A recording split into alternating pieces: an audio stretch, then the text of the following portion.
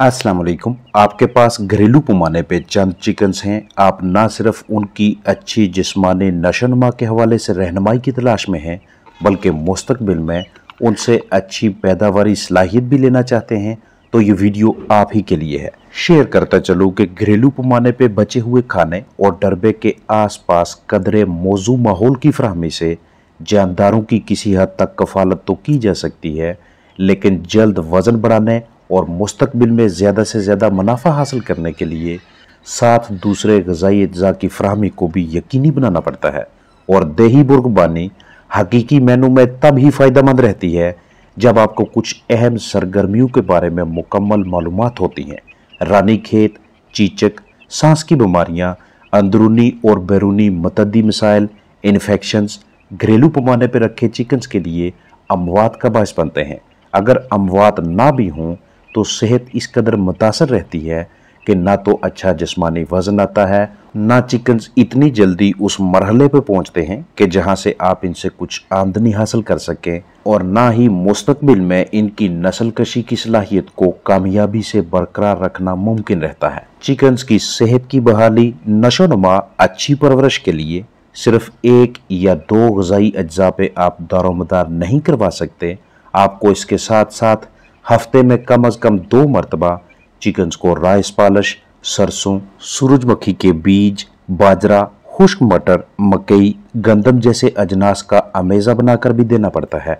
अगर आपके पास चूज़े हैं तो आगाज़ में उनके लिए स्टार्टर खुराक मुहैया करना सबसे बेहतरीन हिकमत अमली रहती है, और इस राशन में छोटी उम्र के चिकन्स के लिए उनकी अच्छी नशोनुमा की खातिर बाकायदा ग़िज़ाइयत, बाकायदा न्यूट्रिशन शामिल की जाती है। अगर मतवाजन स्टार्टर खुराक मैसर ना हो तो इसके अलावा भी दीगर ऐसे ज़राए हैं जिन्हें इस्तेमाल करवा के चिकन्स को प्रोटीन मुहैया की जा सकती है।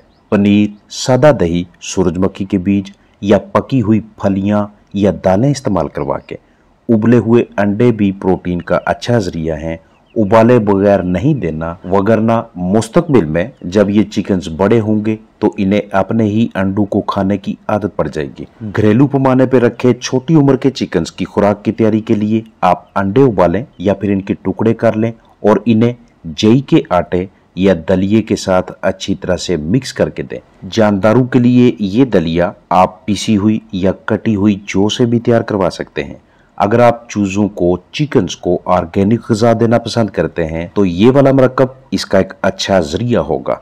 चूज़ों के लिए जो भी स्टार्टर खुराक हो, इसमें प्रोटीन की मिकदार ज़्यादा होनी चाहिए और कैलोरीज कम, क्योंकि कैलोरीज ज़्यादा तादाद में बड़ी जवान मुर्गियों को दी जाती हैं। कभी भी बड़ी लेयर मुर्गियों वाला राशन या ब्रायलर चिकन्स की फीड चूज़ों को ना खिलाएं। कमर्शियल खुराक में कुछ ऐसी अद्वियात शामिल होती हैं जो चूज़ों को कॉक्सी यानी खूनी पेचिश जैसी मोहलक बीमारी से महफूज रखती हैं। इसके अलावा भी ऑर्गेनिक ग़िज़ा के तौर पे आप चिकन्स को दीगर घरेलू अजनास दे सकते हैं। मुख्तलिफ ग़िज़ाई अजनास की वजह से जानदारों की ग़िज़ा में एक किस्म का तनू आ जाता है, वैरायटी आ जाती है।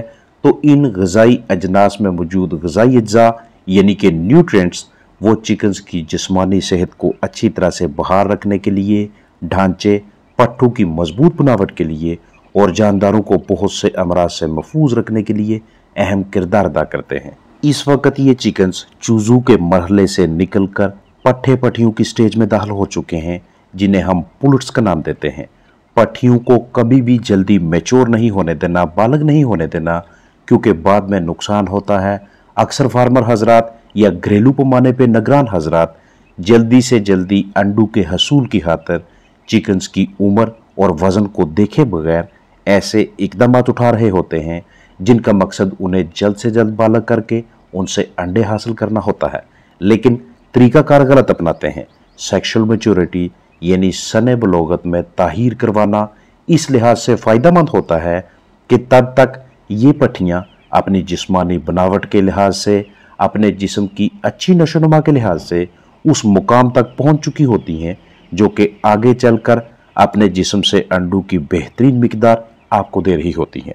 वो हजरात जो अपने पुलेट्स को बहुत जल्दी मैच्योरिटी तक ले जाते हैं, उनकी बलोगत पुख्तगी तक ले जाते हैं, उनके फलाक से प्रोलैप्स के केसेस यानी पीछा बाहर आना, छोटे अंडे, अंडों पे खून के धब्बे, अजसाम के अंदर इकोलाई के मिसाइल और दूसरी बहुत सी प्रॉब्लम्स खत्म नहीं होती। इसलिए आपकी ये हर मुमकिन कोशिश होनी चाहिए कि पहले पट्टियों को, पुलेट्स को अच्छी तरह से जिस्मानी वजन हासिल कर लेने दें, उसके बाद उन्हें अंडू की जानब लाएं।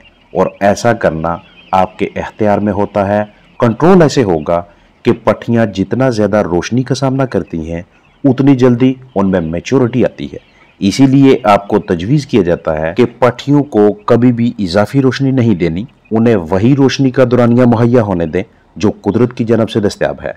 अगर कभी रात को किसी काम के लिए लाइट ऑन भी करनी पड़े तो ऐसी सूरत हाल में बल्ब के ऊपर को कपड़ा वगैरह लगा लें या कोई ऐसा मटेरियल जो पिघलने ना पाए, क्योंकि आपने अपने चिकन्स तक इजाफी रोशनी बिल्कुल नहीं पहुंचने देनी। किसी किस्म के इजाफी लक्स उन तक ना पहुंचे और जरूरत के तहत गरमाइश भी फ्राहम हो। लेकिन ऐसा आपको तब करना पड़ेगा जब आपके पास हरारत की फ्राहमी का कोई दूसरा ऑप्शन ना हो, वगरना सुबह से लेकर शाम तक आपने उन्हें सिर्फ नेचुरल लाइट, कुदरती रोशनी देनी है।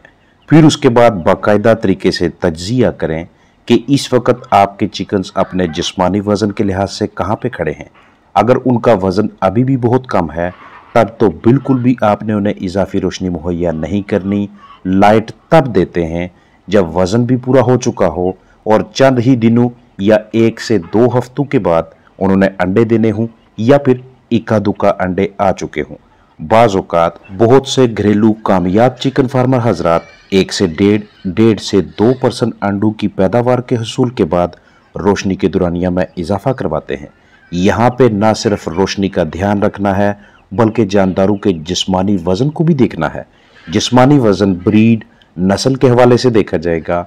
अगर देसी चिकन्स हैं तो उन्हें 1100 साढ़े 1100 ग्राम औसत वजन पे रोशनी देना शुरू कर दें। अगर दूसरी नस्लें हैं तो उनकी मेच्योरिटी के मुताबिक रोशनी के दौरानिया में इजाफा किया जाएगा। अंडे लेने से 1 हफ्ता पहले जिस्मानी वजन का सैंपल ले लेना एक बेहतरीन हिकमत अमली होती है। पट्टियों की खरीदारी के वक्त सेक्स एरर नहीं होना चाहिए। जितना ज्यादा सेक्स एरर होगा, यानी कि फीमेल ज्यादा ली थी लेकिन कॉकरल ज्यादा नहीं कर रहे हैं, मेल या रूस्टर्स वगैरह बहुत ज्यादा हैं, तो पहले दिन से लेकर 17, 18, 19 या 20 हफ्तों तक की गई मेहनत बेकार होती नजर आती है। आगे चलकर घरेलू फ्लाक से कितनी कारकर्दगी लेनी है, कितनी मिकदार में अंडे लेने हैं, इसका बहुत ज्यादा दारोमदार उनके पुलेट्स मरहले पे होता है, इनकी पट्टियों की स्टेज के साथ होता है। यहाँ पे इनके साथ किसी भी लिहाज से फीडिंग, माहौल, जगह को खोलने या किसी दूसरे मरहले के हवाले से आपने कोताही का मुजाहरा नहीं करना, क्योंकि यहाँ पे की गई गलतियाँ बाद में चलकर फ्लाक को उस मरहले पे डिस्टर्ब करती हैं कि जहाँ पे इनका इलाज मुश्किल हो जाता है, परेशानी का बायस भी बनता है और अखराजात भी ज़्यादा होते हैं। बिस्तर को इंतहाई पुरसुकून रखें, क्योंकि इस मरहले पे अगर इन चिकन्स को इकोलाई, कॉक्सिडियोसिस यानी खूनी पेचिस या एंट्राइटिस, आंतों की सोजिश जैसे मसाइल लाहक होंगे जो कि बिस्तर की खराबी के बायस होंगे, तो ये वाले चिकन्स आपको ताहीर से अंडे देंगे।